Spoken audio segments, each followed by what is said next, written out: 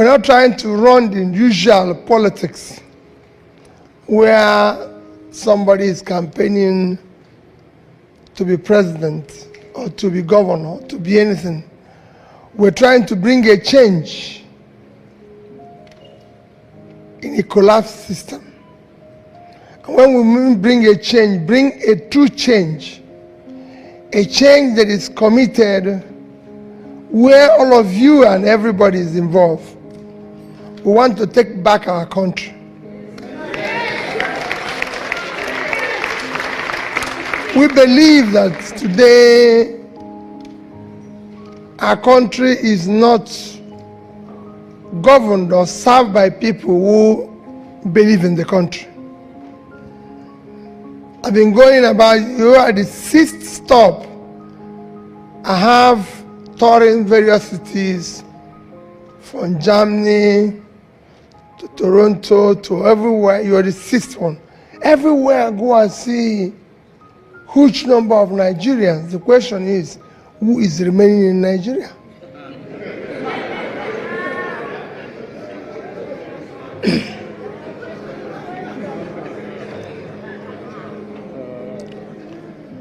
Those who are remaining are probably those who couldn't get out.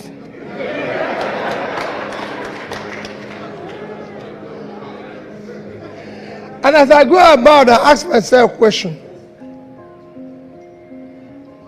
And I look around and ask myself, what makes this place better than Nigeria? We have free market, actually. We have very strong free market policies. We have better weather. We have better environment. We have better food. Everything, we're family, we're better people. I can tell you. You can be hungry in Nigeria and your neighbor can give you food. If you're hungry in America, nobody's going to give you food. So we have everything. So what is wrong? How did we get to a stage where today nobody wants to go back there? How did we get to a stage where we have millions of people in a country that is so blessed with everything hungry? How do we get to where the place has become one of the worst places when you talk about terrorism, kidnapping, all forms of criminality? How did we get where, if you refer people who are unemployed in the world, we're there? What happened? This is a country. In the 80s, most of you went to school in Nigeria, and I'm proud to say you're Nigerian. In the 80s, you cannot compare Nigeria with China, with Korea, with all these countries. We had 3 times the reserve of China. Today I have 3 trillion. These are countries that we cannot compare us with. People used to come from Saudi and everything to patronize our teaching hospitals and everything. So how did we get here? Indians were all over the place. In Nigeria, teachers, Philippines and everything. Today, we are going to India. We want to just escape to anywhere, no matter where it is. How did we get here? All you are seeing in Nigeria today is cumulative effect of leadership failure over the years. The only thing that Nigeria lacked is leadership. And that is the leadership that brought us where we now have the highest number of people living in poverty in the surface of the earth. Where we now have the highest unemployment, where we now live in fear of insecurity, and we don't know where. And some of you who are lucky to be here, as those said, are faced with double tragedy. I will explain it to you. So what are we trying to do is what part I've explained to you. Ours is that we can take this place back. We can fix it. This looks difficult. Countries have gone through this. It's mentioned to you about what happened in India. It happened in Brazil or South America. We're in a total mess a few years ago. All they needed was have people who are prepared to sacrifice and say, we can change here. We can fix it. And it can happen. We have the people, we're assembling it as a team. We don't want somebody to go in and say, oh, I'm Mr. Obi, I'm president. It's time for everybody to remove all those. When the MC was announcing, he was trying to call everybody honorable. MC, we're trying to remove all those titles.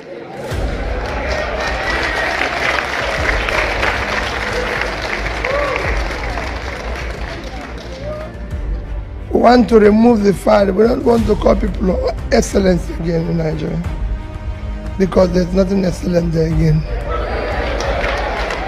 We don't want people to be distinguished. When I came in here, like I said to every other place I've been, I saw people, but I noticed that maybe it wasn't you people, because I'm not happy. And I thank people of Zaria that we're doing this in a church. That's actually where we should be now. So wherever I go, they've been trying to celebrate or sing, and I said, no more celebration in Nigeria. It is time for us to get to work and fix the country.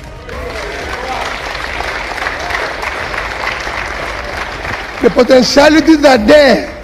It's going to be difficult. Extremely difficult. Let nobody kill you. The next government is not going to be easy. It is going to be difficult. Very, very difficult, because your country is bankrupt. It doesn't have resources again.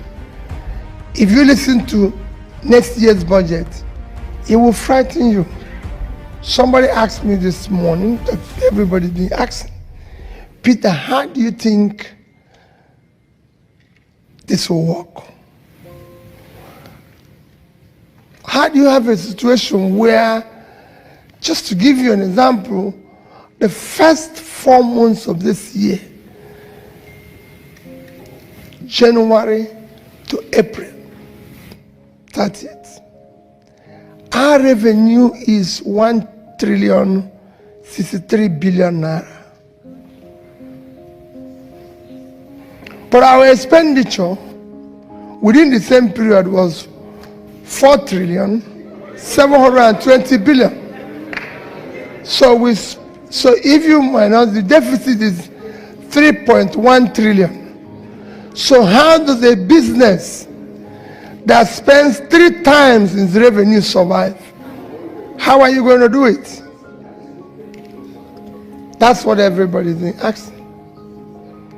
Peter, do you think this can survive?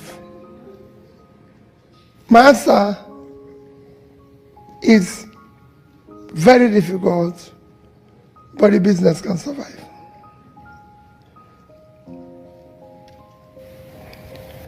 It can survive. We're borrowing money. Our next year budget is going to be about 18 trillion, and we're going to borrow 11. Again, the question is, how is this business going to survive? And I told somebody earlier this morning, I said to him, the business will survive.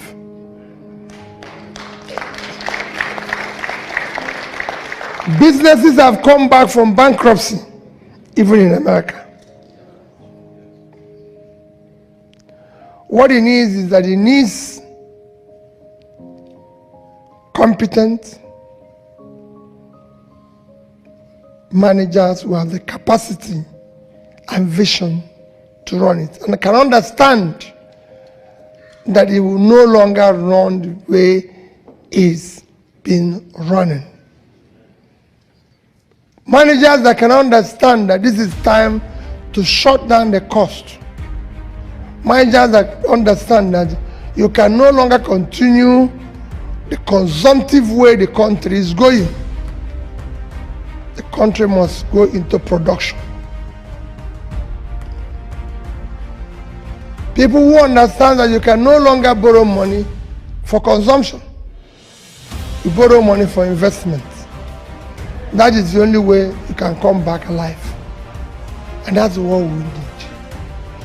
But to do that requires a lot.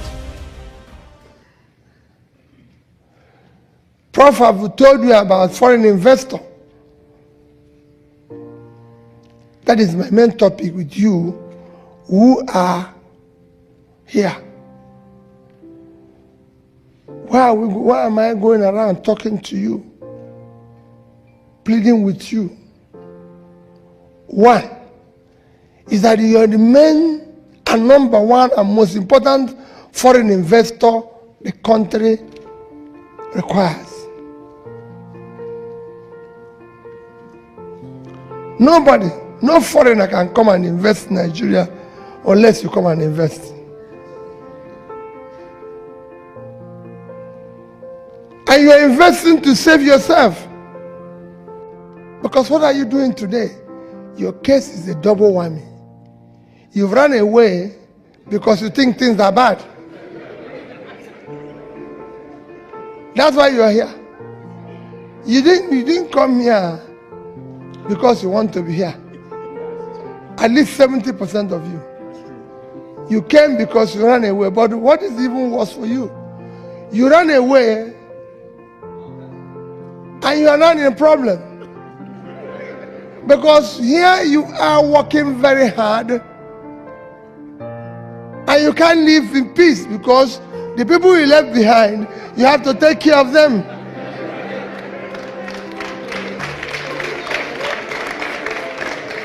So you have a crisis. Because if you are left on your own, it would have been better. But now, for every 10 calls you receive, it's 10 problems, if not 11. And you can't say no. Because even if you hate them, you will not sleep. Remembering that they are there. They're hungry. You've become everything. You are the funeral director. If anybody dies, you have to come and bury the person. You are a doctor. You are a nurse. Because everybody that is sick is looking for you. So they turn you into everything. At that stage, you don't even have peace. So your problem is more. So you have a duty. If you fix there and it's working, then you reduce your own pressure. So you owe a duty to fix there.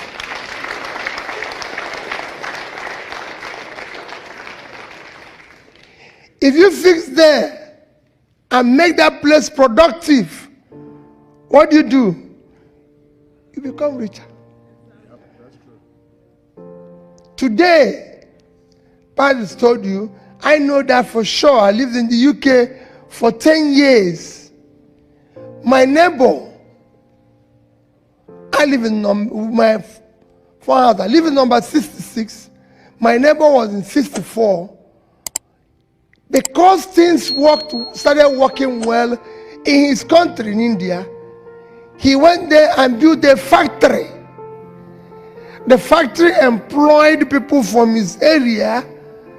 They were producing, they were being paid salary, and he was exporting the goods to the UK and making more money. All these tech companies you see in India, Those who started them started from here. So in their own case, they were investing, they're making money, they became richer. In your own case, you're throwing money because you're not a welfare officer who is throwing his money there and you're not getting anything. So you're becoming poorer and the other people are not doing anything because they're not producing anything. So you're going to live your life and die doing welfare. No. If you have the place to work and it becomes productive, you are the first people who are going to come without your resources. That's what my neighbor did. He borrowed money from UK, mortgaged his house, took the money and built a factory. But you know today, everything you take back there is gone. No return. Nothing. Have you ever taken anything back and you saw any return? No. More complaint will come. In fact, before that one reach, they sent the new batch of wine you need to attend to. You can't even go back because of insecurity. Now people buried by Zoom. I've gone to burial recently. The children are talking to us in Zoom. It's only people like me that were there. So you see the crisis you face. So you must fix there. Because the problem on there is just leadership. Simple. Nothing else. Not anybody tell you, oh, there's a problem with that. There's no problem with Nigeria. Problem with Nigeria is that you hired incompetent people who don't have any capacity to do anything. So all they do is tell you in schools, tell you a story. There's nothing insecure in a place. It's either you have a state or you don't have a state.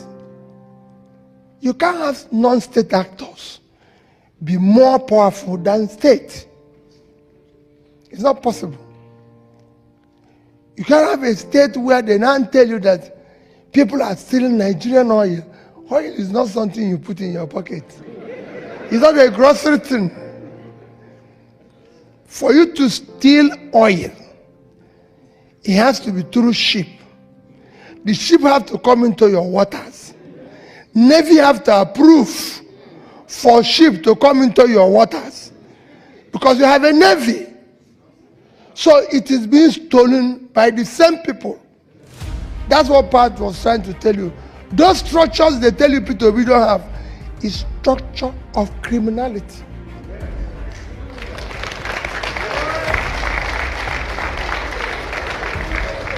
It is that structure that I want to remove. Because that structure is structure that made it. So it's simple. There's no reason anybody. So anybody who tell you insecurity is this. Yes. Everybody knows that the more you pull people out of poverty, the more you reduce criminality. The more you equip your police and everything, that's it. Everybody knows that. It is important. Structure that makes it impossible that you can't invest in human capital development. Everybody knows that the more you invest in education of your people, the more money you make. Nigeria have enough population. Somebody got up here and said, oh, we now get from diaspora remittances about 20 billion or 30 billion or 20 something billion. No, I want it to be 50 billion. We would do like other countries where we educate our people and have a ministry that ensure how they even leave the country in an organized manner. And they remit money because we have the population. We have everything. We have a country with vast land, vast cultivated land, and people are begging for food. It does not happen anywhere in the world, only in Nigeria. have millions of people that are not contributing anything except disturbing you. People are stealing our commonwealth without conscience. And like I saw some of you are equally supporting them. And that's true. I was governor. I used to visit here in America. And when I come, they say, this man has bought house here. This governor, the other one has bought house here. This one has bought house here. You can buy your own here. You can do this. And I ask them, why would Peter Obi own a house in America? Do I live in America? What type of madness is that? And all of you know that at the time you are advising this man, he never owned a house like I'm here now. I don't own anything in America. Nothing. Absolutely nothing. And you know that when this man was going around preaching and telling you people, he did not own a house. And suddenly when he now becomes president, he comes and buys it. And you people, some of you will even say he's doing housewarming. Some of you will even come and pray for him. When you know the exact thing to do, that they have to call police and tell him this man has stolen our money. Because you know where the money came from. It was your money. The man didn't own it at the time he was telling you. Now he start telling you, I used to have money. So why didn't you buy it before? Why now? These are things we must. Let nobody tell you fighting corruption is not a problem. We cannot collectively. So when I say the leaders are incompetent, I also question the insane complacency of the followers. Because they just stay and allow people to celebrate. Everywhere I've been in the past 4 days, I've asked people and tell them my experience of traveling to America, going to this and everything. That I asked the people in the plane when I was traveling, I said, I had 2 Nigerians with me. And I asked them one question, why are we in this plane? Why did we follow this pilot? Did you people know where he came from? Everybody answered me, no. So why did we enter the plane? Thank you. Because we believe he's qualified to fly the plane. That was the reason why none of us knew the pilot. And I gave him another example, which I gave yesterday in Houston. That I once wanted to go and study in East Africa how education works.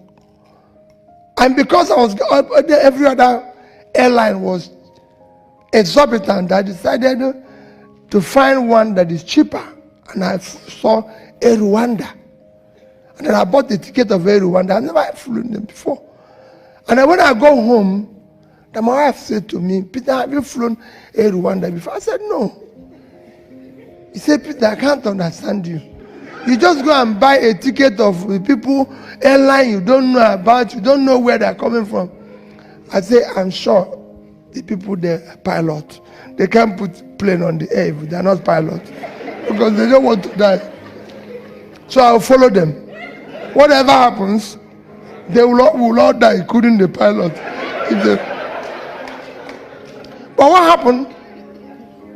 I said to them, when I arrived at the airport, everyone have a brand new Airbus aircraft. And I was saying to myself, fantastic. And I got in there, only about 3 of us in the business class.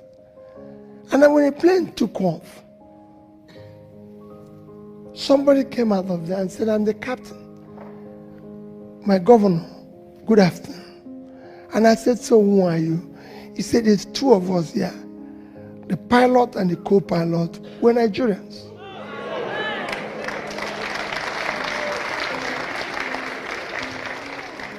Well, because they have no one to, the one, Nigeria doesn't have the one they can fly. They started flying the other one.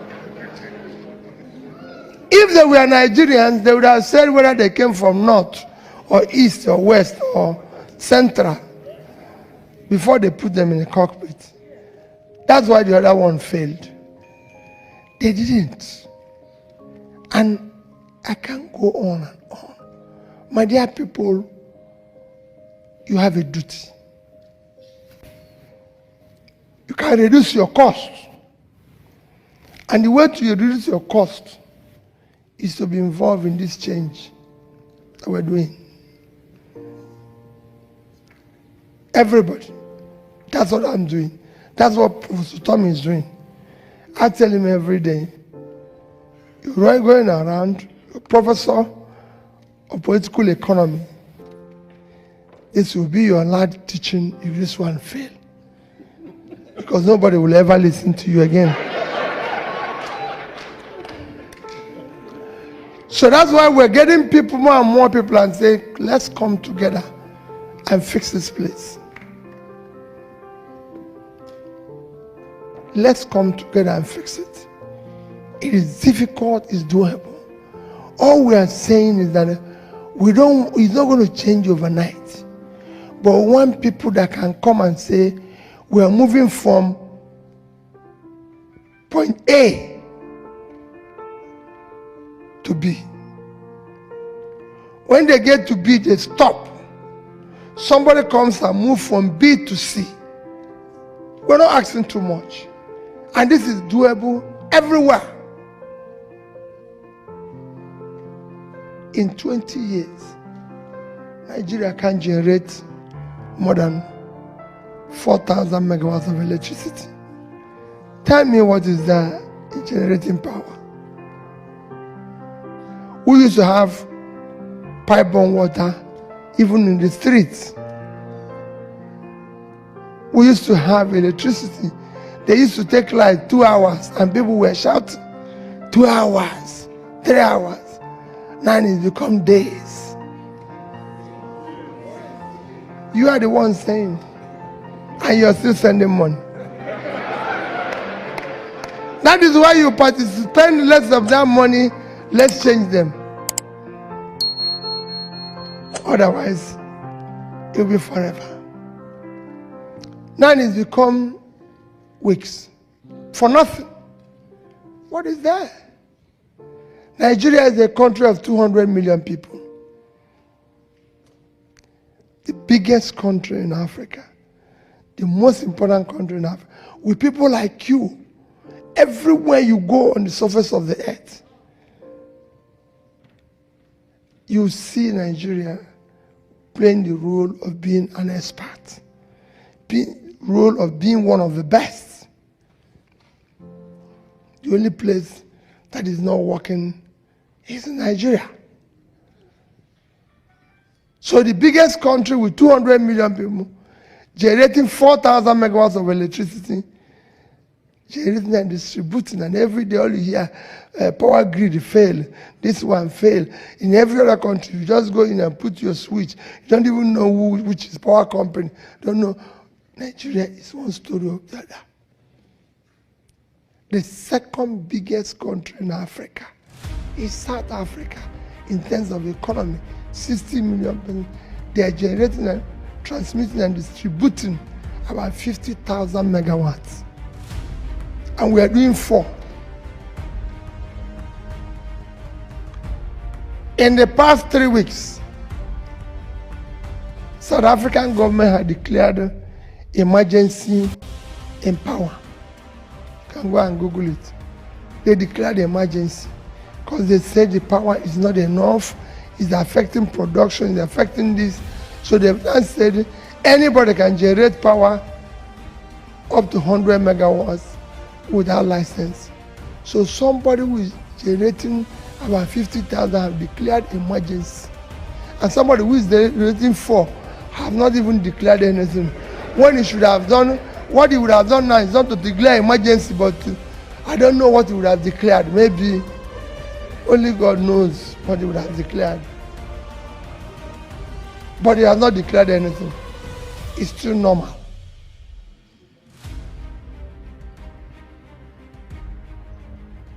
Countries have declared war on criminality.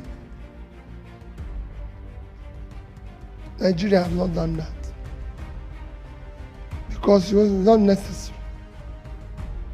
You don't have a situation where kidnappers kidnap people in this time and age, take them to the bush, stay there with 1 month, feeding them, phoning their family to come and bring money.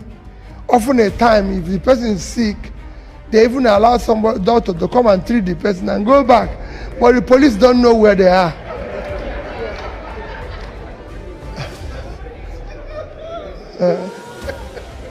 The only person who don't know where they are is police. But doctors know where they are. To go and treat the person if he's sick. So they wait. At this time and age that if you call phone anywhere, everybody know where you are. They are using phone and negotiating with the families. And the families are telling people, police, that they called this morning, but they don't know where they are. These are the confusions we want to stop. This is what we want to stop. We want to stop people from stealing public money.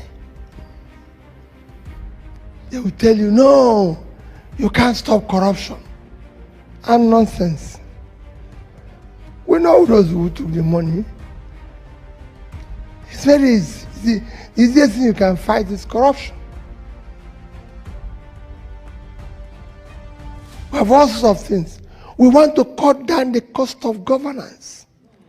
It is totally unacceptable. You make P2B governor, he becomes the richest person in the state. In any country where politicians or those in government are richer than business people, the place is failed. Professors in university are on strike. Nobody is negotiating with them. We are negotiating with bandits.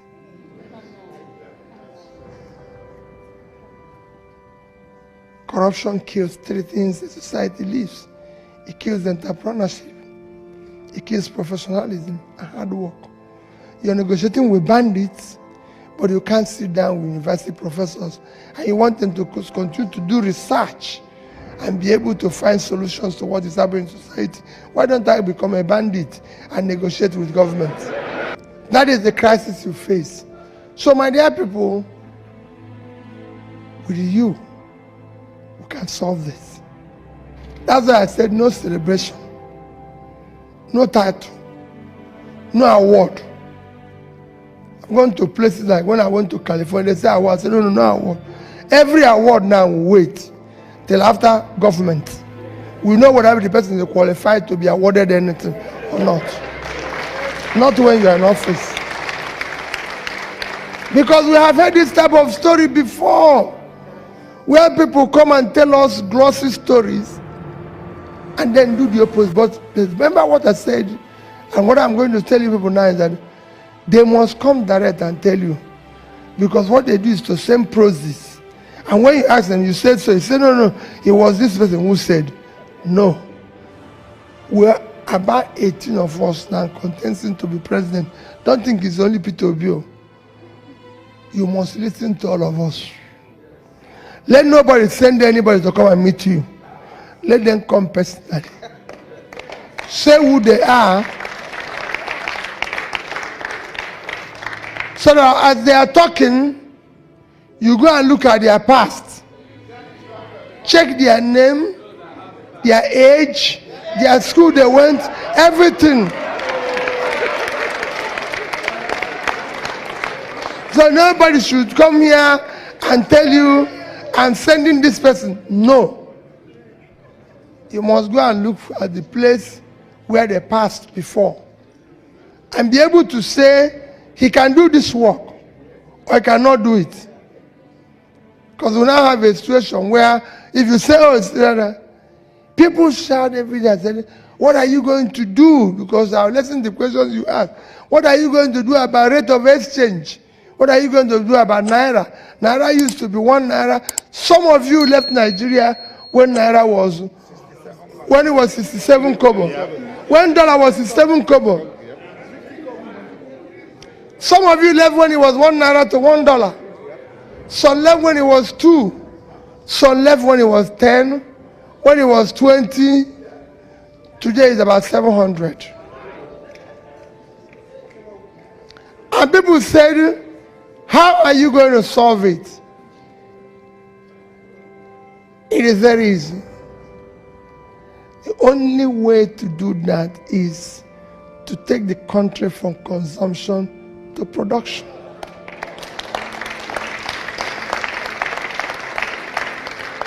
If you produce goods and export, if you produce goods today and export, you stabilize the Naira and the rate will continue to adjust.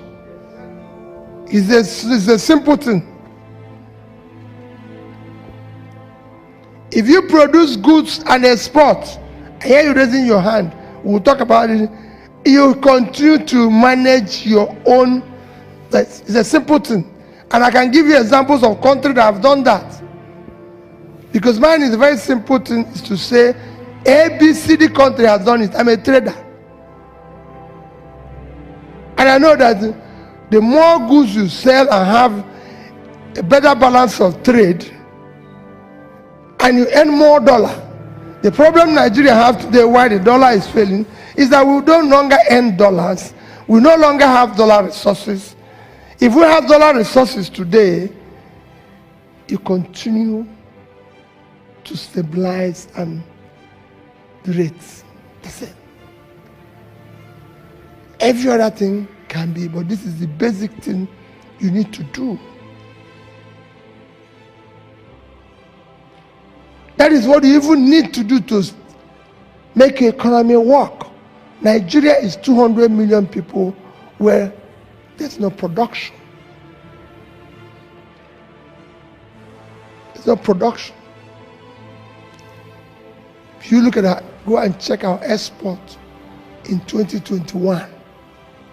A country of 200 million people living on 923,000 square kilometers of land.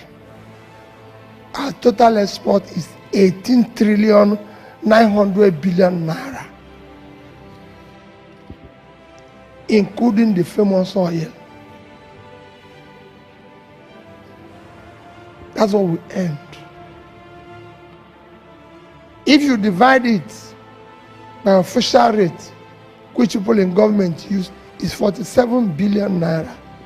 If you divide it by my own rate, which is what I believe is official, because their own, I only hear it, it is about 30 billion.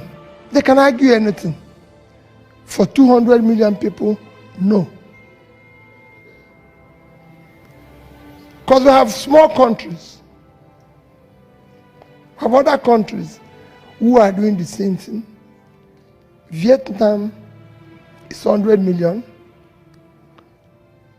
which is half of our population.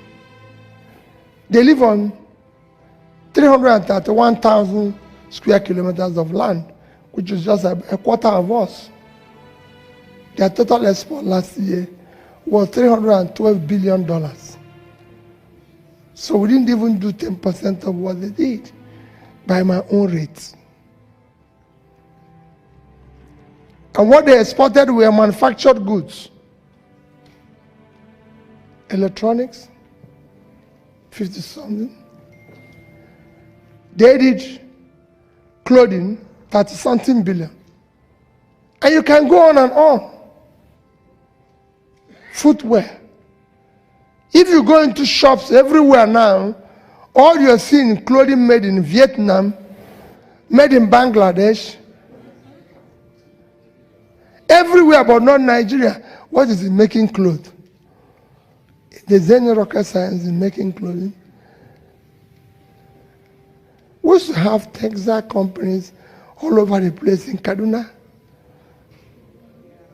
Aba people used to, you can sew anything. Why are they not being encouraged? Footwear. All manufacturing companies used to be there. They've all died.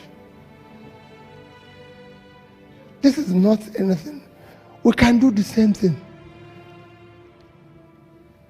I go to one state after the other.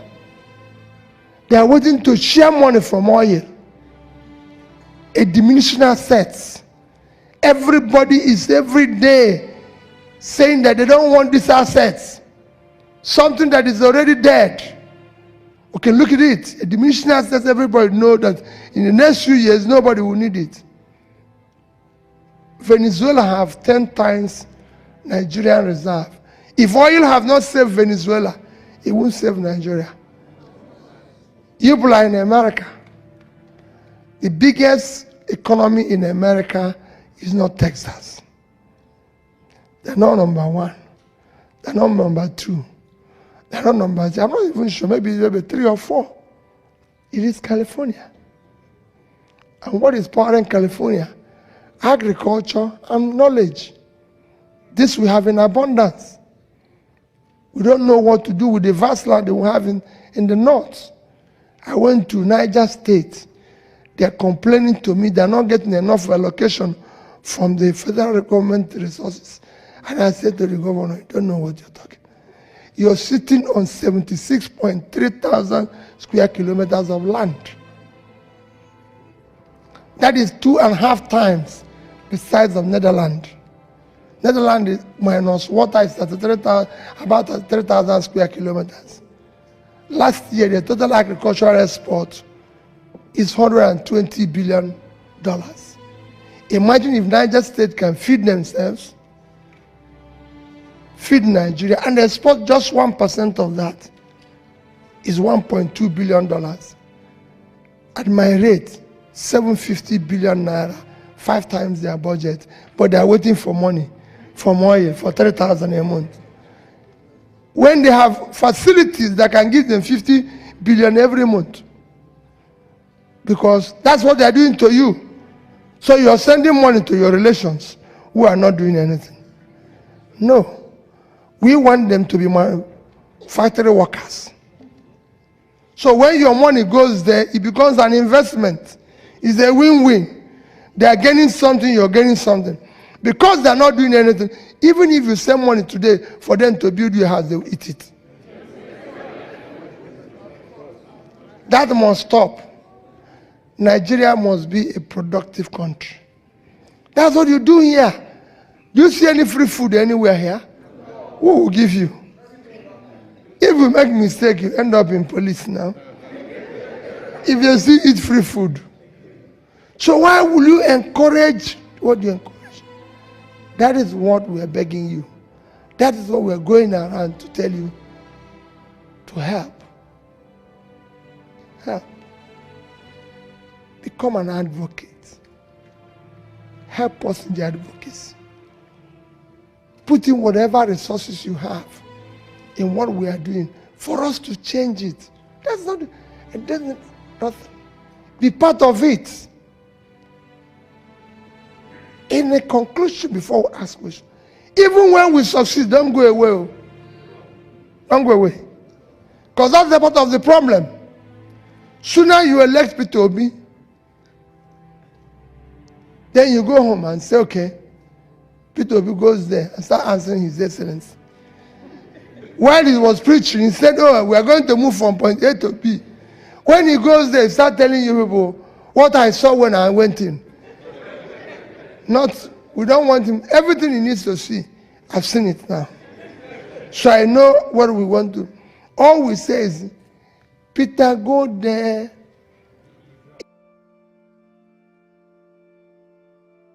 If you say you're going to move this country from 4,000 to 10,000 power, if you get to 8, and you're telling us, we don't, yes, you might not have 100% result, but 100% effort. We want to say it. We want to know that you are in that direction we agreed to go. Don't go and wait. Once you hear Peter saying what he saw, he said, please, don't see anything. Please go. So that we can bring somebody who will be seeing what we know, where we know we are going. Because sooner Peter goes in there, start giving you people excuse, then you people start understanding him.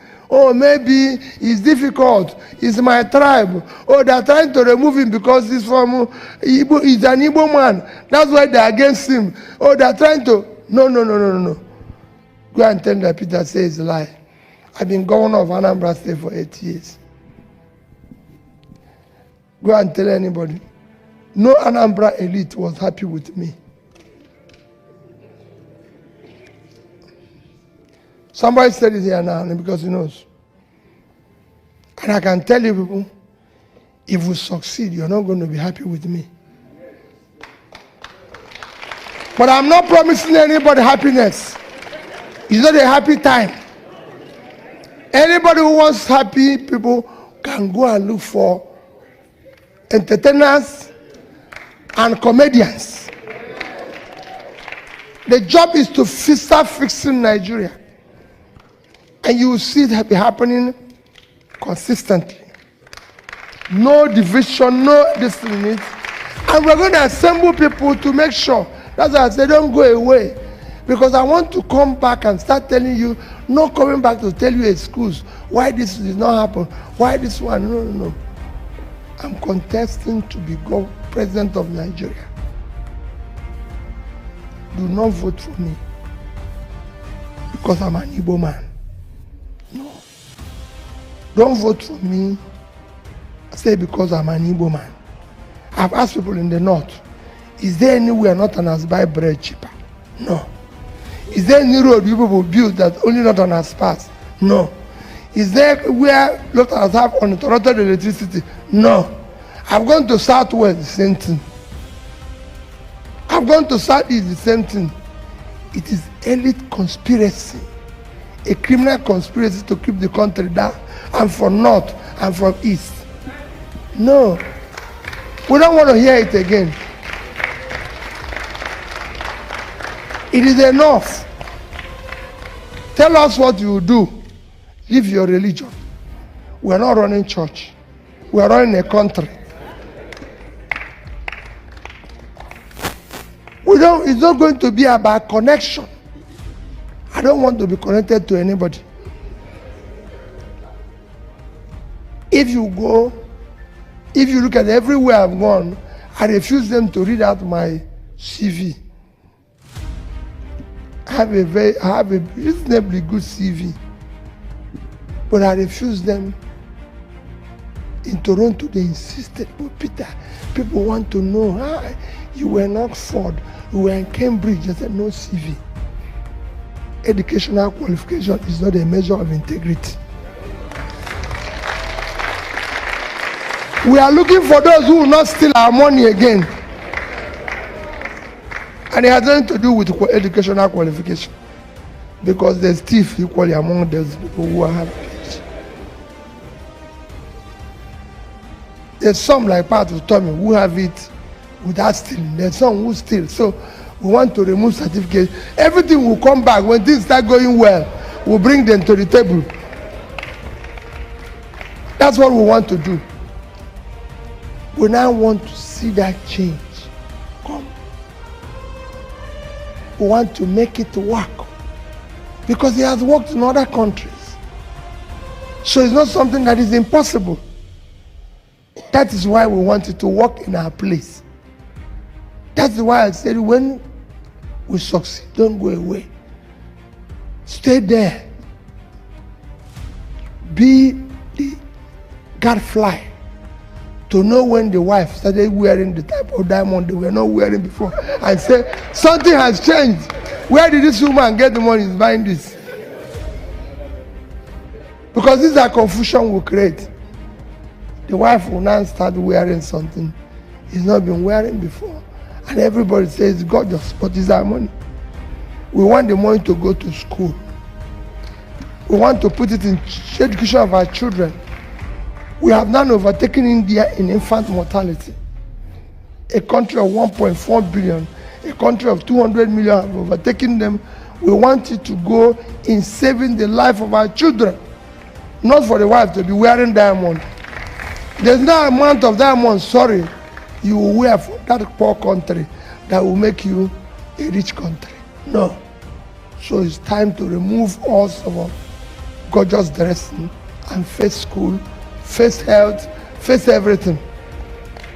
That's what we want to kill.